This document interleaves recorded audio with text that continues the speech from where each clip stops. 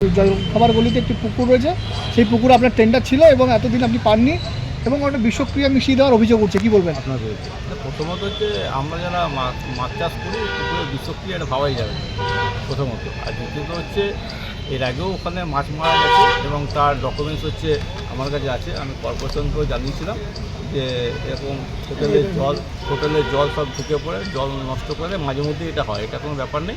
তবে আমি চাই এটা তদন্ত হোক এবং যদি সত্যিই ঘটনা ঘটে থাকে যে বিষক্রিয়ায় মাছ অনেক কারণে মরে, কারণ আমরা যেহেতু মাছ চাষ করি গ্যাসগুলোর জন্য, যদি সত্যি হয় এটা তদন্ত করে দেখা উচিত এবং কে কী বলছে সেই নিয়ে আমার কোনো মাথা ব্যথা নেই, কেন কার কী ইচ্ছা সেটা আমার জানার দরকার নেই।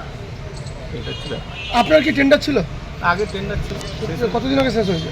আমার 7 তারিখে হ্যান্ড ওভার করে দিই। টেন্ডার শেষ হয়ে গেছে, আর এখন কি আপনি টেন্ডার পেয়েছেন না অন্য কেউ? না এখন কে পেয়েছে, অন্য কেউ পেয়েছে।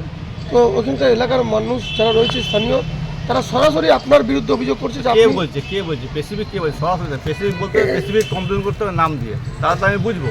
কারণ ওখানে 6 বছর ধরে 1 বছর টেন্ডার নিয়ে 6 বছর পয়সা না দিয়ে চালিয়েছিল, তারপরে 3 বছর টেন্ডার নিয়ে আমরা কিছু এলাকার মহিলা যারা অভিযোগ করছে। না ওইসব অভিযোগ কোনো ব্যাপার নেই, ঠিক আছে। ওটা কে কি বলছে না বলছে আমার মাথা আমি লাভ নেই, ঠিক আছে। আমরা যারা মৎস্য চাষ করি কখনো এই জিনিস করতে না, আপনার বিরুদ্ধে একদম সরাসরি না, অভিযোগ করছে। সরাসরি কে বলছে স্পেসিফিক বলতে হবে, নাম কি তার।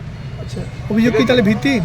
ওসব ভিত্তিহীন এবং হচ্ছে তদন্ত হোক না কেন, যে বিষক্রিয়ায় মরেছে, জল পুকুরে ওই হোটেলের জল পড়ে নষ্ট হয়ে মরেছে, সেটা তদন্ত এবং তার উপযুক্ত শাস্তি চাই আমরা। আপনার নাম? বিপ্লব বিশ্বাস।